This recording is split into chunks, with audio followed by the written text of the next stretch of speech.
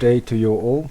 I was asked if I could make a I was asked if I could make an SPG-9 mod. Well, there is a good SPG-9 mod with tushino. Well, I'm working on extracting it, and I'm kind of having some successes with it, but it's not stable yet.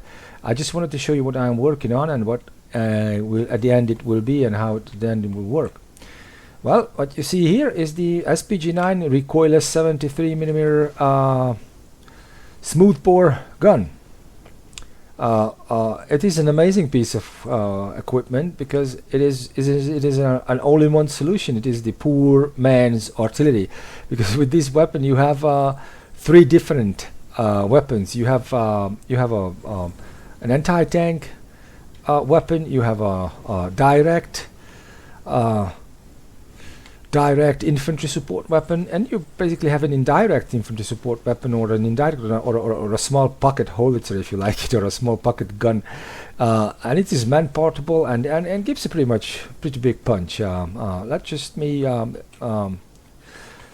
familiarize you with that. In tushino mode you have 5 kinds of different projectiles or ammo with it. 2 of them are fragmentation or high explosive, and 3 are anti-tank. This is the first part. You're just getting familiar with the weapon and the optics, especially because the weapon itself is just as simple as a metal tube. I mean, there's not much to talk about it. It opens up, you load it and cock it and just fire it. It's not a big deal. Everybody who is familiar with any kind of weapons, though I myself I've never seen one of these in real life, but everyone who is familiar with handling weapons should not be a problem. What makes this weapon kind of difficult, not really difficult, kind of tricky to use is the optics. The optics is a pretty complex one because it is a dual optics. It has a periscope side, you see here, a periscope part, this is under angle, and has a parallel optic. It can be aligned, but it is a parallel optic. Mostly this gun is for anti-tank purposes or direct shooting, so the emphasis was laid on the direct optics instead of the aiming periscope, which is an angle meter basically. So if you get into it, you will see that there is 3 different optics you have for these 3 different purposes. If you get into the gun, you will just see the regular sight, as you see, and if you get with the the right mouse button, you get into the first optic. That is the kum. It's written kum, but it just means cumulatively. It is cumulative. This is for the armor piercing or for the anti-tank rounds. But interesting thing about this weapon it is rocket assisted.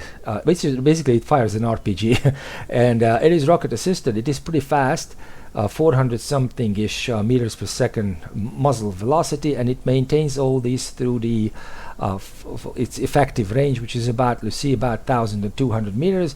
But really, this weapon, as far as I understood from the manual, excels at about between 600 and 900 meters.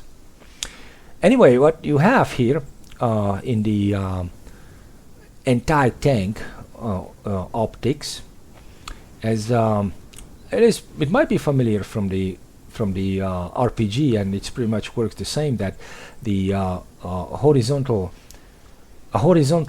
lines are for windage, airflow, and from the moving target correction every 10, or you see then 20 mils.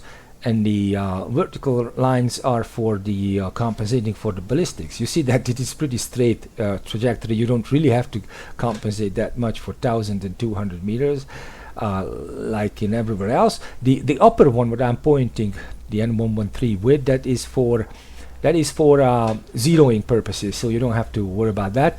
And some people ask why one of these upside down V's, one is bigger than the other, because that one, the bigger one, this optic basically can be can change the angle of it, and you can use you can give some pre-elevation to the gun, and instead of using the optics to compensate for the ballistics, you should be able to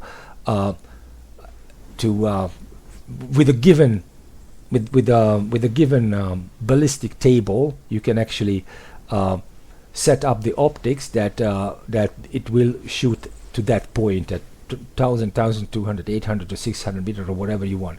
So what you basically do is you misalign the optic and the barrel, and you, instead of, you see, like changing the optic and barrel together, you would just give an angle to the optics and the barrel would shoot that. It's a kind of practical if you want to shoot a lot of rounds to the same distance, but I think in combat you would probably use more like this feature, that with the optics you are trying to compensate for the ballistics.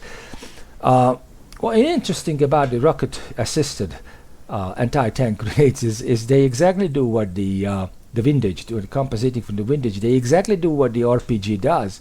Instead of flying from the wind, that the wind pushes it, the wind kind of pulls it. It flies into the wind.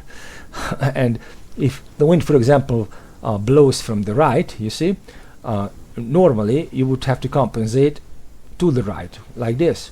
But here not. If the wind blows from the right, you will have compensate from the left, because the rocket-assisted grenade has big fins, and the fins are pushed by the wind. And as the wind pushes the fins, it will deviate.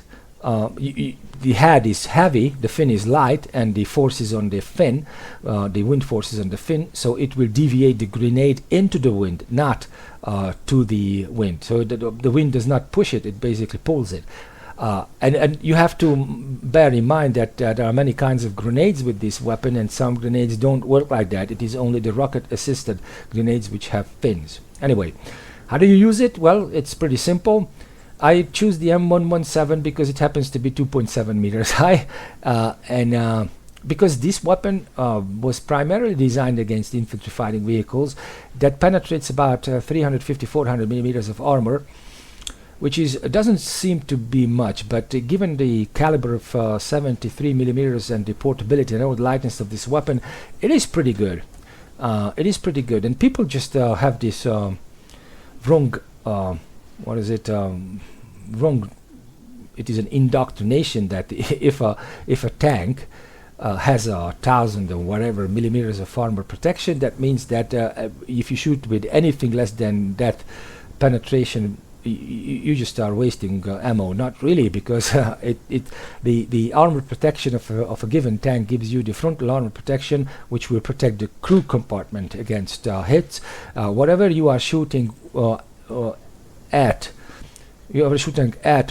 shooting at the tank with, it will damage it. So even a 300-400 millimeter armor penetration will damage the tank, because the main parts of the tank, which are the barrel, the turret or the machine gun, the optics, the sensors, the tracks or the wheels or whatever, they are not armored. If you hit them, you will damage the tank up to the point, if the lucky hit, that it just ceases to be a tank, and it just unable to fight. So it's not pointless to shoot at a tank with anti-tank weapons which are not able to penetrate its armor. It's not pointless. It's totally reasonable thing to do, because you will definitely damage the tank. There are melted metal are spitting all over, so it's just hell on earth, and no optic sensors or whatever will just survive. The crew will survive in a modern battle tank, but not the tank itself. So you can actually engage battle tanks with this. Just you need bravery, and you are taking some serious risk, but definitely you will damage them. But this thing, why it has the 2.7 meter ranging, ranging reticle, is because that was basically made against infantry fighting vehicles, and the M113 just happens to be 2.7 meters high. And if you ask, I'm putting the ranging reticle onto it, and the bottom I align with the bottom and the top with the top, and I just see that it is around 750 meters away. So what I do is, you see, that was if it was 600, that is if it was 800, but it is 700 something. So in between and a little bit higher, and a little bit higher, and then shoot the infantry fighting vehicle. Bang! And I just scored a total hit on it at 700 meters. That's what exactly this weapon was made for, so it's not surprising, and the armor penetration capability is just well enough to take out infantry fighting vehicle of that caliber. So that's what I wanted to talk to you about this this reticle.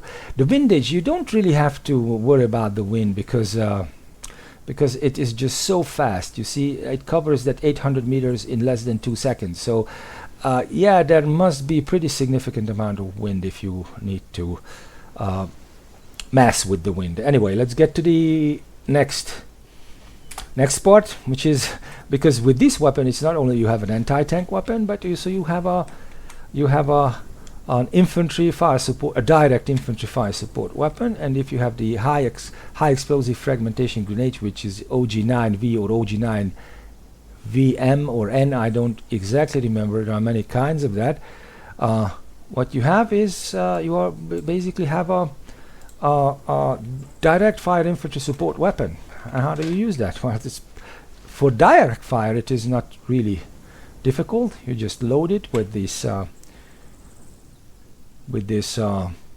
high explosive shell, and what you have is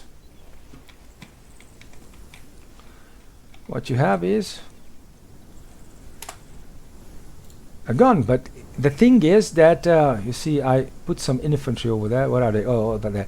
You need to change the optics because it requires different optics. So with the plus and minus, you change to the high explosive shell, which is on the bottom it says OSK, which is in Russian Oskola Fugasachная.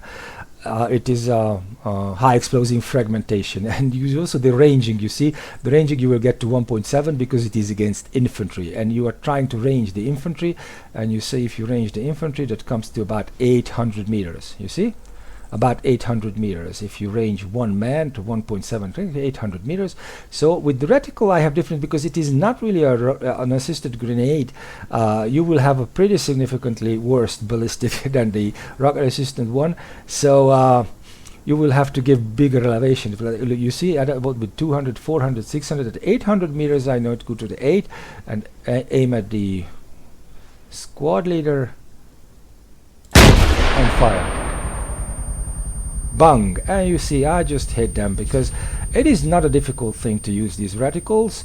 The difficult thing about this weapon is to use the indirect mode, which is basically the same as you push the plus again and you go to the indirect optics, and with the S you bring up the aiming periscope, and you see it exactly works like any other Russian artillery piece, 3000 points forward, and you give it a rotation, and the next part I will discuss how to use that as well.